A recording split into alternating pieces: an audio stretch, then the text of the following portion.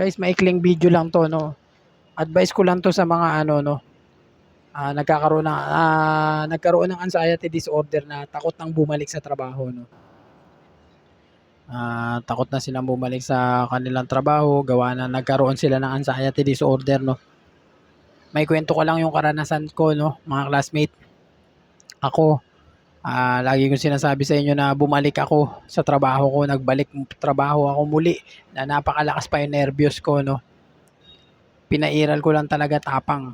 Tapang talaga, lakas ng loob 'no. Kasi kung didepende ka diyan sa takot mo, patuloy ka niyang tatakutin, eh. Nagbalik trabaho ako guys na napakarami kong nararamdaman.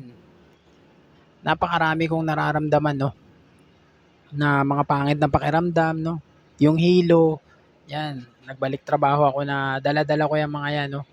Nagbalik trabaho ako na dala-dala ko ang aking anxiety disorder 'no. So, ang pinairal ko lang talaga tapang 'no. Wag niyo nang hintayin 'no, advice ko 'to sa mga haligi ng tahanan 'no, haligi ng tahanan na ano, na, nais muling magbalik trabaho 'no, sa kabila ng kanilang anxiety disorder. Kailangan pairal mo yung tapang at lakas ng loob 'no. Kung isa ka mang haligi ng tahanan 'no, wag mo nang hintayin na magdildil pa ng asin yung mga mahal mo sa buhay 'no. Isa yan sa naging wake up call sa akin guys 'no, sabi ko sa sarili ko. Kasi nakatira na lang kami nun sa ate ko 'no, nakadepende na lang kami nun sa isip ko. Sa isip-isip ko, hindi pupuwede 'to, sabi ko. Kailangan ko iahon muli, kailangan ko uling bumangon 'no. Kawawa yung mag-iina ko, hindi sila pupuwedeng magdildil ng asin 'no.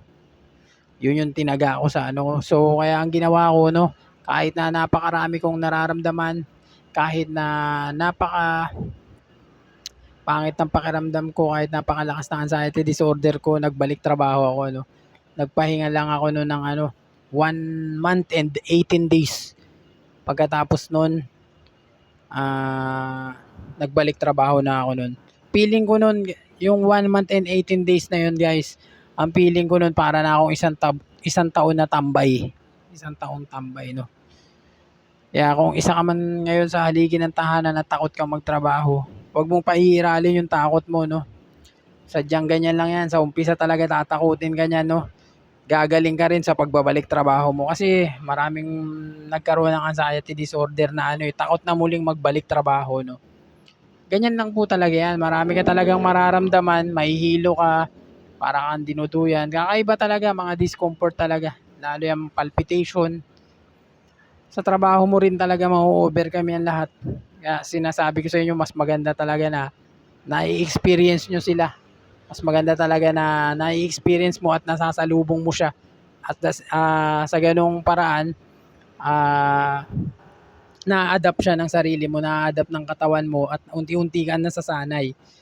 Kasi kung nararamdaman mo siya na nandiyan ka sa comfort zone mo, kapag nagparamdam siya sa'yo sa ibang lugar 'no, nagparamdam siya sa'yo sa ibang lugar, yung mga sintomas na 'yan, diyan ka nenerbyusin 'no, nenerbyusin ka at matatakot ka.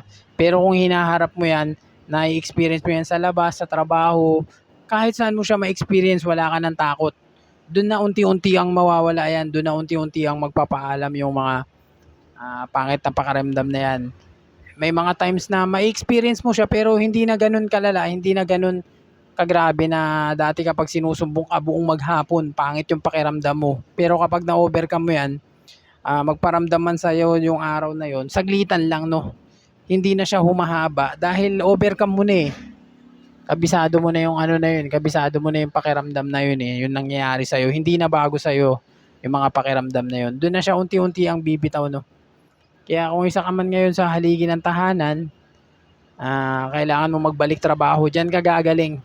Base sa aking experience ito bilang isa sa pinadapa rin ng anxiety disorder, ito naman yung sinishare ko sa inyo, yung aking kaalaman base sa aking personal experience dahil minsan din akong pinadapa talaga. Alam ko yung hirap ng pagkakaroon ng anxiety disorder 'no.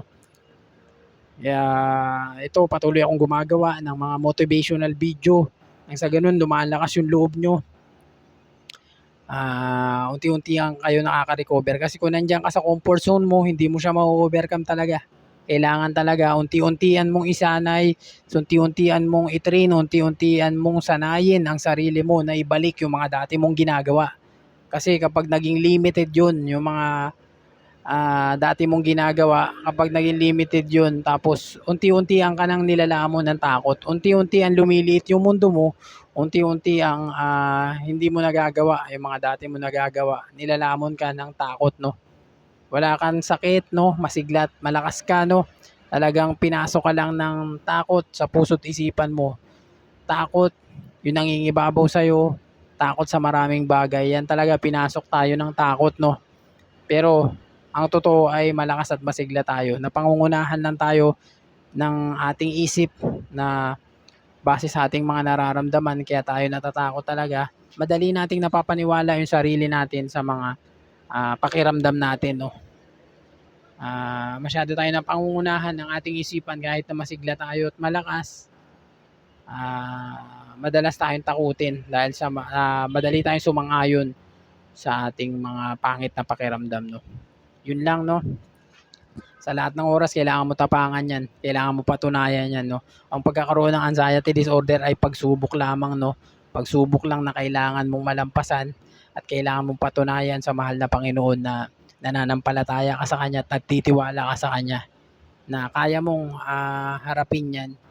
Baliwala yan sa'yo, pinaniniwalaan mong pinagaling ka ng ating mahal na Panginoon. Doon mo unti-unti ang makakamtan yung 100% recovery.